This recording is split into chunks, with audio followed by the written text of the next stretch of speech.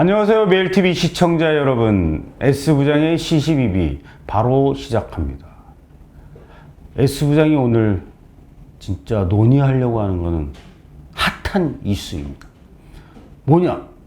바로 탄소 중립, 지구온난화, 기후변화, 이와 관련된 이야기입니다. 얼마 전부터 지구온난화가 가장 큰 이슈였는데요. 그러다가 또 지구온난화라는 용어 자체가 사라졌습니다. 그 대신 기후변화란 말을 쓰고 있습니다. 환경론자, 지구가 종말에 처했다. 앞으로 30년밖에 기회가 없다. 막 이런 엄청난 말들을 쏟아내고 있는데, 이거에 대한 불편한 진실 한번 오늘 S부장이 아는 범위 내에서 털어보고자 합니다. 우선 지구온난화란 거는 지구가 따뜻해진다는 거죠. 그래갖고 우리의 생명체, 지구에 살고 있는 생명체가 큰 어려움에 처한다고 아주 위협을 가했습니다. 그러면서 환경론자들이 제시했던 게 북극이 녹아 들어가갖고 북극에 살고 있는 북극곰이 개체수가 점점 줄어들고 있다, 이렇게 주장했었죠. 그리고 지금도 빙벽이 녹아내리는 장면과 함께 북극곰의 나윈, 여인, 나윈이 아니고 여인이겠죠. 그런 살 빠진 북극곰을 비춰주면서 환경운동에 동참하십시오 이러면서 기부금을 원하고 있습니다. 하지만 북극은 녹아들어서 면적이 줄고 있는 것은 사실입니다. 근데 남극은 늘고 있죠. 그리고 북극곰의 개체수는 예전에 한 4천 마리 정도 되는데 지금 최근에 전문가에 의하면 3만 1,000마리까지 아니면 4만 5천 마리까지 확대됐다는 것이 북극곰 전문가의 전언입니다. 이처럼 북극곰은 줄어들고 있지 않습니다. 또 한편으로는 기후변화, 지구온난화 때문에, 그리고 지구온난화의 가장 핵심 주범인 이산화탄소를 줄이자, 이런 정책이 글로벌적으로 펼쳐지고 있습니다. 우리나라도 문재인 정부 들어서, 아니 그 이전에 이명박 정부부터 2030년까지 지금의 배출 기준 대비 한 37%를 줄이겠다, 탄소 배출을. 근데 문재인 정부 들어서 이걸 좀 더 강화해 갖고 2017년도에 어떤 정책을 발표했냐면, 2017년도 기준으로 2030년도에 탄소 배출을 약 24.4% 줄이겠다, 어마어마한 정책을 밝혔죠. 그러다 보니까 어느 기업들이 힘들겠습니까? 제가 주로 출입하고 있고 제가 다루고 있는 산업, 철강, 전자, 조선, 유화, 이런 기업들이 상당한 어려움에 처하고 있습니다. 왜냐면 탄소 배출을 줄이려면 생산 공정을 어떻게든지 줄여야 돼. 그러니까 생산 공정을, 기술을 확대해 갖고 개발을 해 갖고 중간중간 배출되는 에너지원이 문제가 아니라 또 에너지를 사용하는 과정도 줄여야 되고, 에너지도 전기가 주로 에너지원으로 활용되는데 전기를 자체적으로 재활용하겠다, 이런 정책들을 펼치거나, 아니면 공장에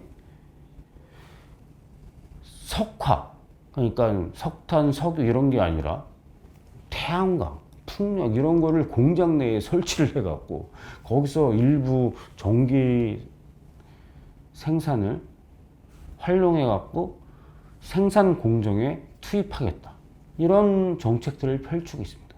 그 RE, 그러니까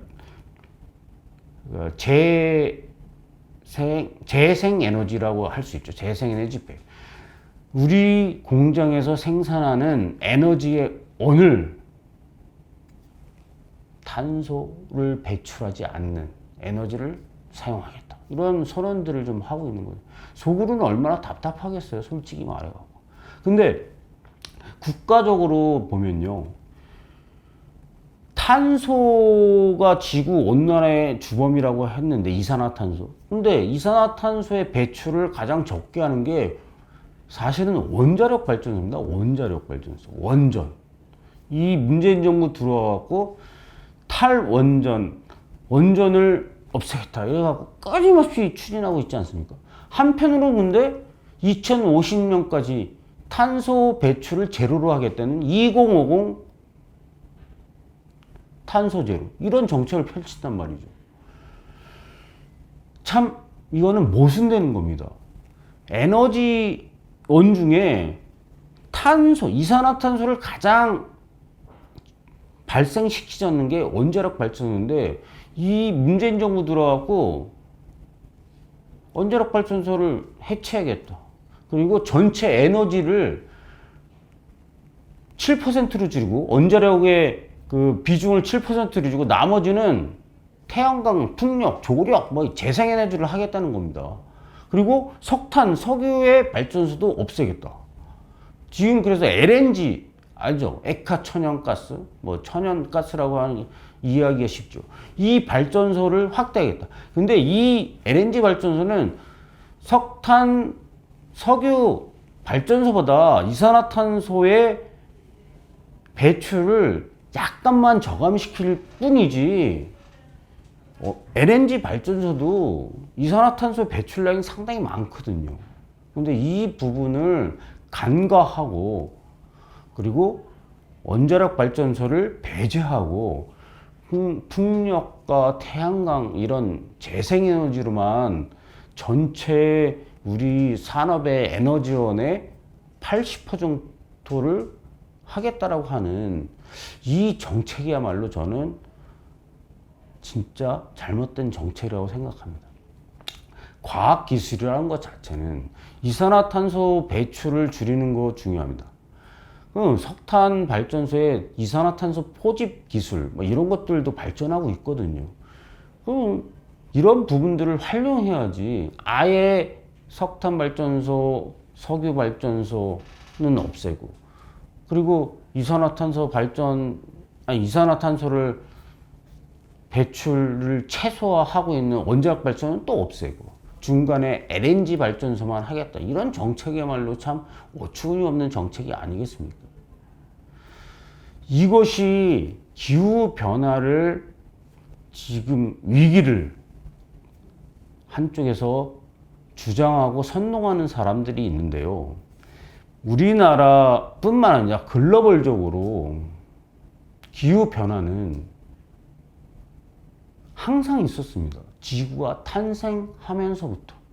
근데 우리 지구의 온도에 가장 영향력을 미치는 것은 기후 과학자들이 밝힌 것으로 보면 태양 에너지, 태양의 활동, 그리고 우리 지구의 자전축 있지 않습니까? 뭐 이렇게 중학교 때 봤네. 23.5도라고 저는 알고 있는데, 이게 약간씩 변화하면, 그리고 태양의 활동이 또 변화하고 이러면 에너지가 태양으로부터 오는 게 틀려져서 우리의 지구의 기온 상승에 가장 큰 영향을 미친다고 합니다. 또 한편으로는 대기에 있어서의 지구 온난화에 영향을 미치는 것은 이산화탄소가 아니라 수분이라고 알고 있습니다. 수분. 네. 그런데 그 기후 변화, 지구 온난화 이런 위기를 선동하고 하는 사람들은 그래야만이 자기의 활동의 의미를 찾는 것 같은데, 다시 한번 생각해 보십시오. 이산화탄소가 있어야 광합성이 일어나서 식물들이 엄청난 산소를 배출하는 거.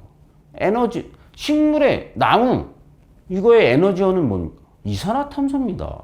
이런 것들을 좀 잘 감안하셔갖고 앞으로의 환경운동, 그러니까 환경과 자연과 뭐 개념의 차이도 있을 텐데 환경 운동론을 열심히 외치고 있는 사람들은 다시 한번 진짜 고민 좀 해주세요. S부장이 간곡히 부탁드립니다. 아니, 산업이 발전하고 거기에서 축적되고 개발된 기술력으로 여러 가지 환경 오염도 줄일 수 있는 여지가 더 커진다고 저는 생각합니다. 환경은 산업이 지키고 산업 발전 속에서 더욱 우리의 자연과 환경과 함께하는 환경을 조성한다고 생각합니다. 오늘 저의 내용이 좋으셨다면 공유해 주시고 앞으로의 내용이 기대된다면 구독 꼭 해주시길 바랍니다. 감사합니다.